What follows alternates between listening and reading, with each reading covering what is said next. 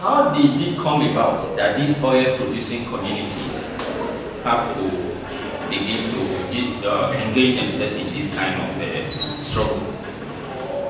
To answer this question, we have to look at how oil exploitation started, and then the policy of Nigeria with reference to this oil exploitation. Now, oil exploitation started in Nigeria in the 50s, well, precisely in 1956. And at this point in time, Nigeria was developing a federal system of government. Since yesterday, we've been talking about the Chad-Cameroon pipeline project, and I believe here that it is necessary to know, maybe not for the Cameroonians here in the hall, but for our Swiss partners to know what the Chad-Cameroon pipeline really is. I know that maybe apart from Jean-Pierre, the other three partners don't really know what this project is all about. I want to start there because from here we can then judge if this project was really necessary or if it was a development project for the locality I will be talking about, which is the Ebomen locality in Kribi. This project, it has been described as the biggest so far in sub-Saharan Africa, and it has an estimated cost of $3.7 billion. Une zone où normalement était prévue la construction de la raffinerie qui devait alimenter la consommation locale. Parce que le pétrole, comme nous, on ne le voit pas, c'est un segment de mer pour nous. C'est déjà le cas de Kribi qui le voit. Donc pour nous, ça n'existe que dans l'esprit. C'est encore un rêve parce qu'on ne le voit pas. Alors, vous voyez bien mon embarras pour parler de développement local. Quelque chose qu'on ne voit pas. Ma première préoccupation par rapport à l'exposé de M. Ladiba n'est véritablement pas une question, mais une réflexion, n'est-ce pas, comme suscité son exposé. Notamment lorsqu'il dit que le pétrole au Tchad c'est l'invisible. Comment l'invisible peut promouvoir le développement local? Je pense que là on est au cœur même de la problématique de la mondialisation pour nos sociétés africaines. Parce que parfois, on a véritablement l'impression que la mondialisation règne.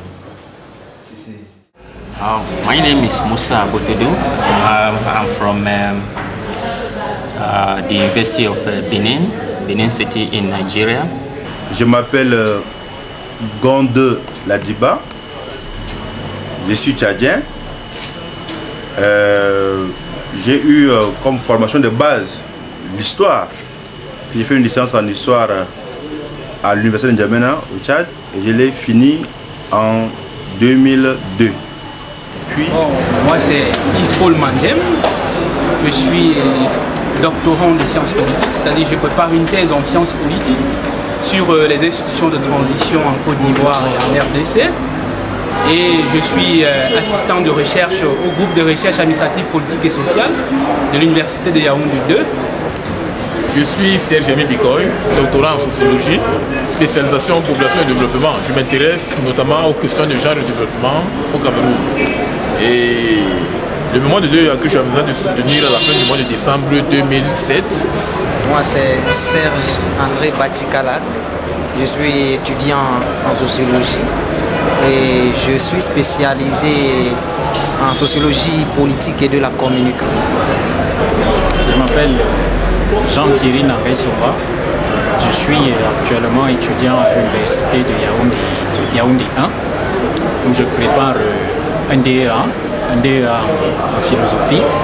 Je suis spécialisé en philosophie politique et morale et je travaille actuellement sur la phénoménologie du regard et la pédagogie de l'altérité chez Emmanuel Lévinas pour essayer de sonder les questions du vivre ensemble aujourd'hui avec tout ce qu'on connaît comme fluctuation dans les relations internationales, le vécu entre l'Occident et l'Afrique, notamment avec les problèmes d'immigration, les problèmes d'interculturalité, etc.